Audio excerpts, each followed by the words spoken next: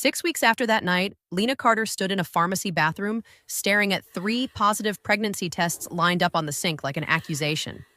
Impossible. It had to be impossible. But the nausea that had plagued her for 2 weeks, the exhaustion that felt like drowning, the tenderness in her breasts, her body was telling her a truth she couldn't accept. She tried to remember that night. The man's face remained a blur. She remembered expensive cologne, a deep voice rough with whatever he'd been drinking, gentle hands that contradicted the desperation in his kiss.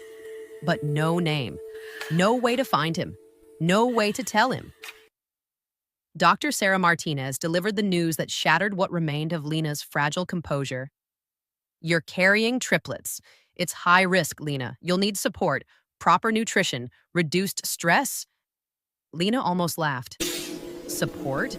She worked 2 part-time jobs and lived in a studio apartment with broken heating.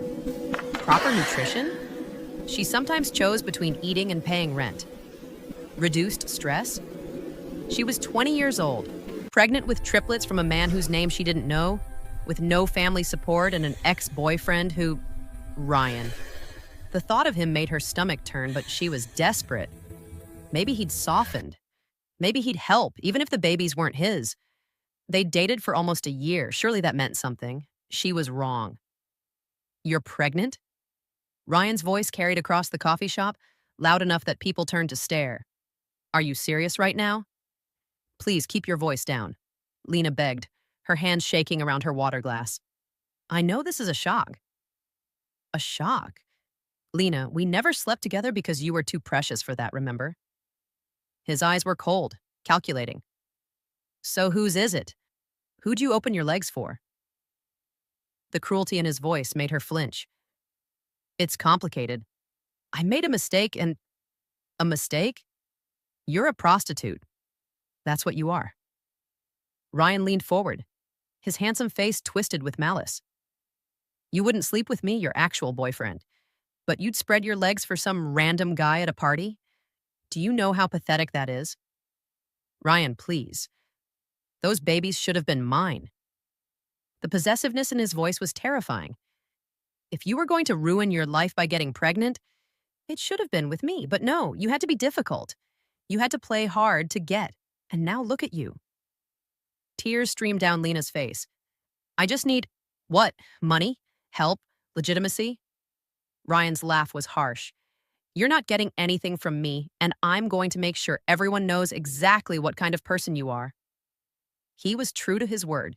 Within a week, everyone Lena knew had heard Ryan's version of events.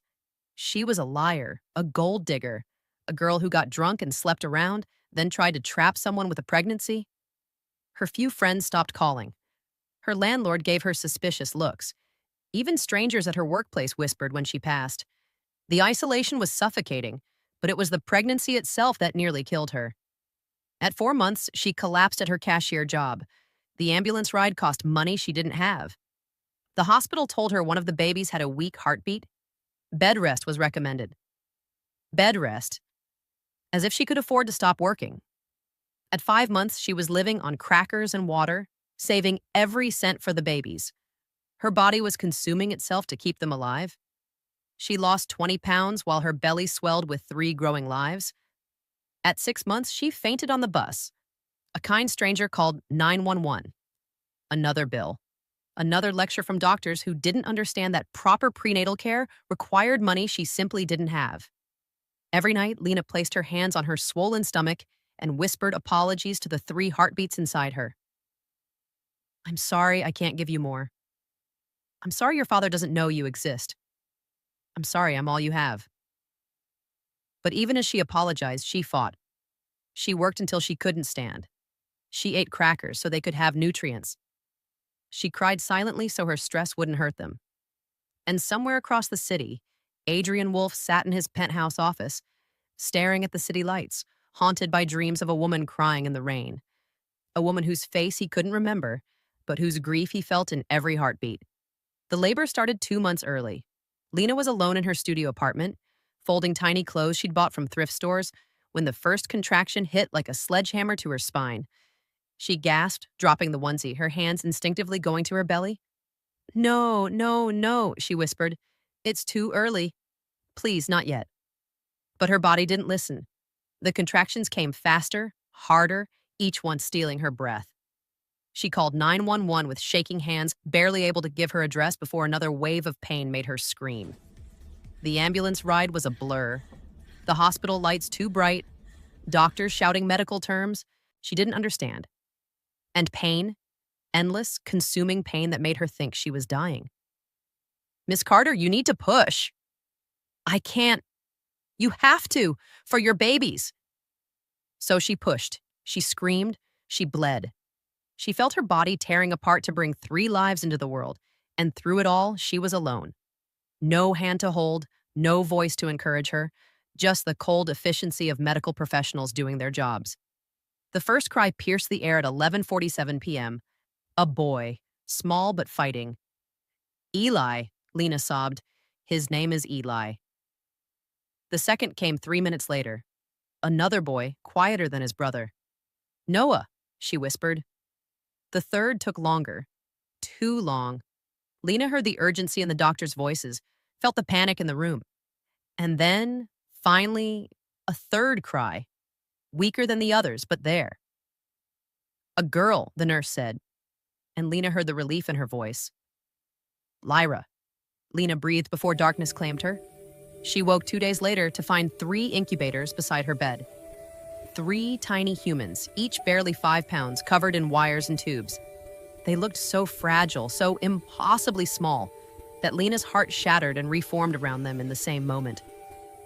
They're fighters, the NICU nurse told her. Just like their mother. The hospital bills were catastrophic. Lena left owing money that would take years to pay off. But she left with 3 living babies, and that felt like a miracle she didn't deserve. Her studio apartment became a battlefield. 3 cribs crammed into one room, formula she couldn't always afford, diapers that drained her bank account, and 3 infants who needed her constantly, simultaneously, desperately. Lena stopped sleeping. She'd feed one baby while the other 2 cried. She'd change diapers in a zombie-like trance. She'd walk the floor at 3 a.m. with a screaming infant, her body still healing from the trauma of birth, her mind fracturing from exhaustion. Some nights, she locked herself in the bathroom and cried. Not because she regretted them, never that, but because the weight of being their entire world was crushing her into dust. And through it all, she never stopped thinking about him. The father. The man whose face she couldn't remember, but whose children she held every day. Did he have Eli's serious eyes? Noah's quick smile? Lyra's delicate features? Did he ever think about that night? Did he wonder if something had happened? Or had she been so forgettable that he'd moved on without a second thought? 5 years passed like a war Lena was slowly losing. But she was also winning. Because despite the poverty, despite the exhaustion, despite the isolation, her children were thriving. Eli, now 4, was unnaturally intelligent. He taught himself to read at 3. He took apart toys to understand how they worked, then put them back together improved. His obsession with computers and technology made Lena's secondhand laptop his favorite toy. Noah, 3 minutes younger but miles more social, had a gift for people. He charmed strangers in grocery stores, negotiated with other kids at the playground, and had an instinct for what people wanted that seemed almost supernatural. Business smart, his preschool teacher called him. Lyra, the youngest and smallest, was quiet but observant. She noticed everything: patterns, emotions, connections others missed. She was smart in a way that didn't announce itself but revealed itself slowly, like a secret. Lena worked 3 jobs now: waitressing in the morning, data entry in the afternoon, cleaning offices at night. She enrolled them in every free program she could find: community center activities, library reading groups, park district sports. When a martial arts studio offered scholarships for low-income families, she signed all 3 up immediately. The instructor, a kind man named Mr. Chen, pulled her aside after the first week. Your children are remarkable, Ms. Carter, especially Eli. He learns faster than students twice his age. Pride and pain warred in Lena's chest. He gets it from his father, she said without thinking. Is he involved? Mr. Chen asked carefully. He doesn't know they exist, Lena admitted. It's complicated. That was the story she told everyone. Complicated. Not I have no idea who he is. Not we had one night and I can't even remember his face. Just complicated. The day Eli met Adrian Wolfe, the universe shifted in ways neither of them could understand. It happened at Tech Hub, a community technology center where volunteers taught coding to kids. Eli had begged Lena to let him attend for months. She finally agreed when she learned it was free. Adrian Wolfe was there for a publicity appearance, the billionaire CEO giving back to his community. He was supposed to tour the facility, take some photos, and leave. But when he saw a 4-year-old boy programming a simple game with intense concentration, something made him stop. That's impressive, Adrian said, crouching beside Eli's station.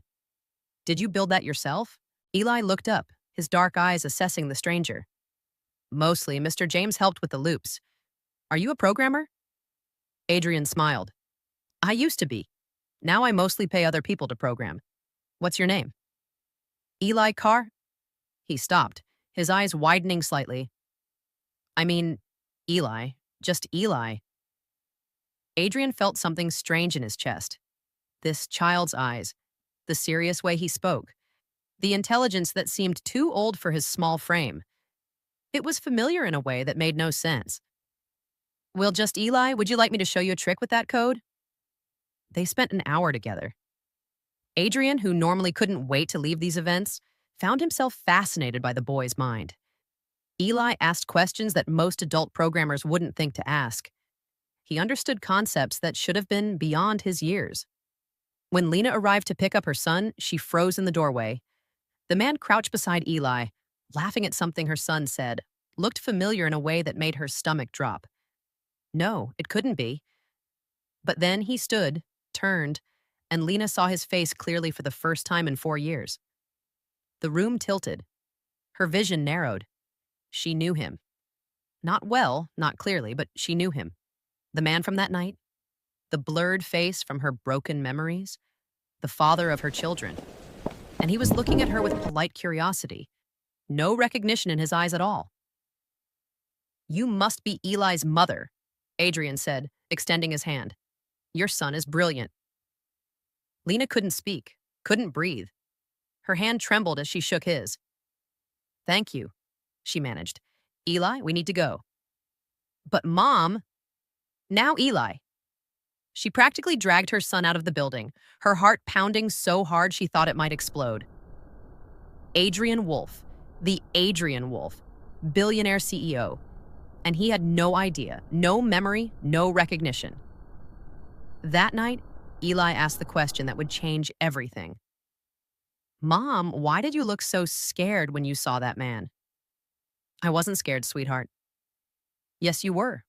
Eli's dark eyes were too knowing, too sharp. You looked like you'd seen a ghost. Eli Carter, to match his mother's last name, was not a normal 4-year-old. He knew this. Other kids didn't notice the things he noticed. They didn't see patterns. They didn't remember conversations word for word. They didn't lie awake at night wondering why their mother sometimes cried when she thought they were asleep. After meeting Adrian Wolfe, Eli became obsessed. He used his mother's laptop to search the name.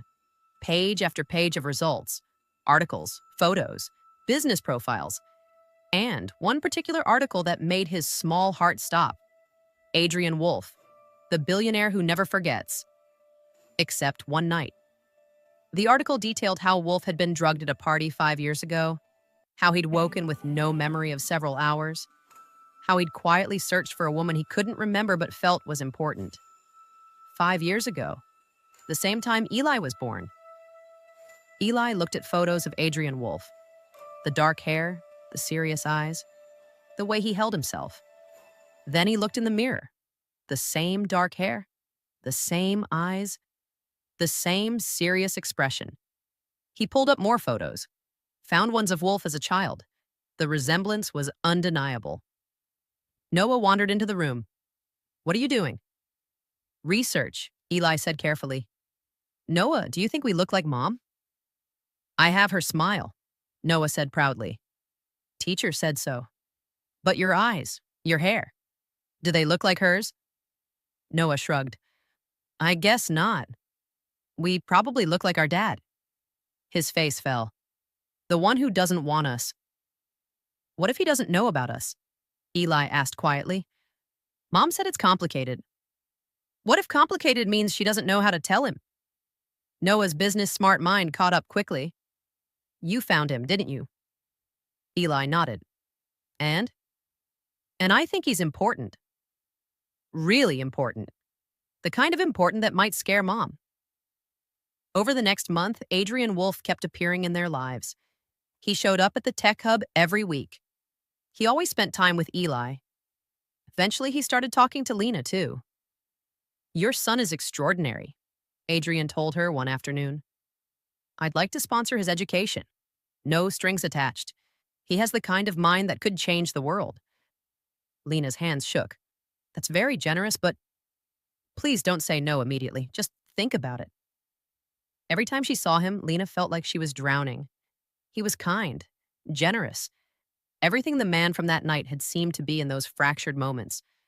But he didn't remember, didn't know, and she couldn't find the words to tell him.